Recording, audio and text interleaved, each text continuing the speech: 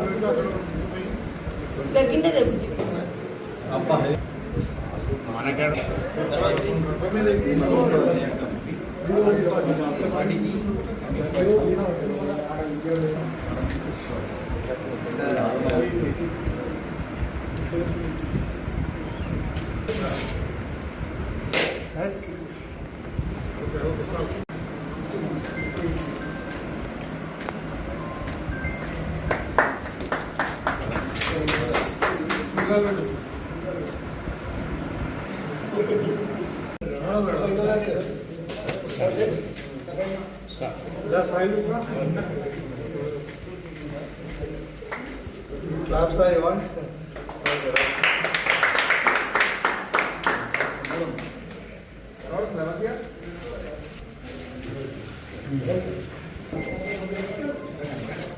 కూర్చోద్దాం అమ్మ.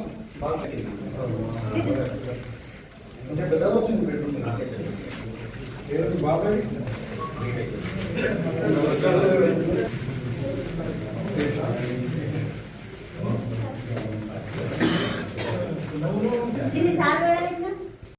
సంతోషం కదా.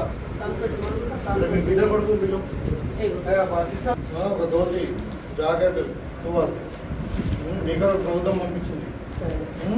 చూడు అమ్మ చూడు ఇంట్లో అందరూ ఆరోగ్యంగా ఉండాలి, మంచిగా ఉండాలి, సంతోషంగా అని అర్థమైందా? అదమ్మా ఓకే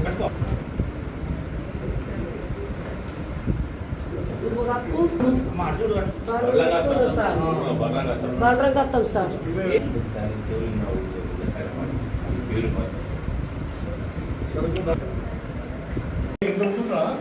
సార్ నాకు ఆడలేదు సార్. చూడే సార్ ఉంటే 2 రోజులు పిల్లలు సార్ పోయి ఆడకుండా ఇప్పటికి ఉన్నాయి అంట అండుకోరాక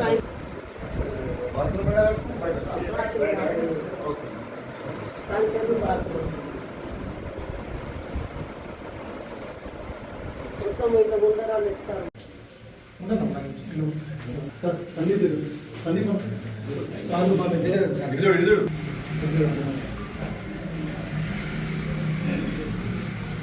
గృహప్రవేశం చేస్తున్నాం కాబట్టి బట్టలు తెచ్చినాం. సంతోషం కదా?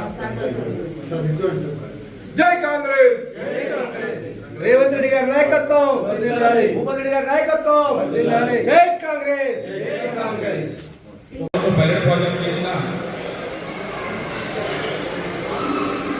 కొద్ది అలా మన మండలంలో మన ఊరు పైలట్ ప్రాజెక్ట్ ఎదుర్కొన్న ఆఫీసర్స్ నాయకులకు ప్రత్యేక ధన్యవాదాలు. మన ఊరుకు ఇలా 150 ఇళ్ళు కట్టుకుంటున్నటువంటి చాలా గొప్ప గౌరవించవలసిన విషయం. ఎందుకంటే మన దగ్గర గుడిసెలు ఉన్నాయి, పాతీలు ఉన్నాయి, ఇంకా కూడా కావాలి. వచ్చిన కొంతమంది ఇల్లు ఎంతో ప్రెస్టీజియస్గా తీసుకున్నటువంటి ఇందిరమ్మ ఇండ్ల ప్రారంభోత్సవ కార్యక్రమంలో అంటే గృహప్రవేశాలు చేసుకుందాం. మరి వాళ్ళ మనకు నవరాత్రులు ఈ రోజు చాలా మంచి. మరి ఇక్కడ సీతాపేట మనకు మోడల్ విలేజ్ కాబట్టి మరి ఇక్కడ 4 నుండి 5 గృహాలు ఇందిరమ్మ ఇండ్లు వాళ్ళు మొత్తం కంప్లీట్ అయినాయని చెప్తే మరి ఈరోజు మీ గ్రామానికి రావడం జరిగింది. మరి ఆశ చూపించారు. 10 సంవత్సరాలలో ఏ ఒక్కరు కూడా ఇల్లు రాలే. ఒకవైపు కేవలం 100 ఎకరాల ఫామ్ హౌస్ కట్టుకున్నారు. అదేవిధంగా మనకు మాజీ ఎమ్మెల్యే గోవర్ధన్ ఆయన కూడా ఒక 4 ఫామ్ హౌస్లు కట్టుకున్నాడు. కొడుకు ఒకటి, ఈ కొడుకు ఒకటి, ఆ కొడుకు ఒకటి, ఆయనకు ఒకటి, ఇంకా వాళ్ళ బిడ్డకు ఒకటి. ఇట్లా ఒక్కొక్కరికి 10 ఇళ్ళు అయినా కానీ పేదోళ్ళకి ఇల్లు కట్టేదానికి రాలే. దర్బర్లో కొనేదో ఇల్లు కట్టారు, అవి ఇంకా కంప్లీట్ కాలేదు. మరి 10 ఏళ్ళు అవుతుందా ఒక ఇల్లు కట్టడానికి? ఇవాళ మనము ఇళ్లకు ముహూర్తం చేసి 4 నెలలు అయిందా, 5 నెలలు అయింది. మరి 4 నెలల్లోనే మెజారిటీ ఇల్లు ఇలా స్లాబ్లు అయిపోయినాయి.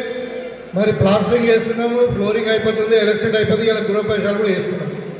మరి 10 ఏళ్ళలో కూడా ఒక ఇల్లు కాలేదంటే మరి వాళ్ళకు మీకు పేదవాళ్ళకు ఇల్లు కట్టేయాలనే ఆలోచన లేకుండే ప్రభుత్వం కడుతున్నా అన్నట్టు లెక్క. ఇవాళ 6,800 కోట్ల రూపాయలు ఆర్టీసీ బస్సుకు, ఆర్టీసీ కొరకు, మహిళల కొరకు మరి ఆర్టీసీ కట్టినామంటే ఆ పైసలు ఎవరి? అవి మీ మిగిలినట్టు లెక్క. మీరు బిల్లు కట్టలేదు, ప్రభుత్వం మీ బిల్లు కడుతుందంటే ఏమన్నట్టు? 6,800 కోట్ల రూపాయలు ఇలా మీ మహిళలకు డబ్బులు సేవ్ చేసింది.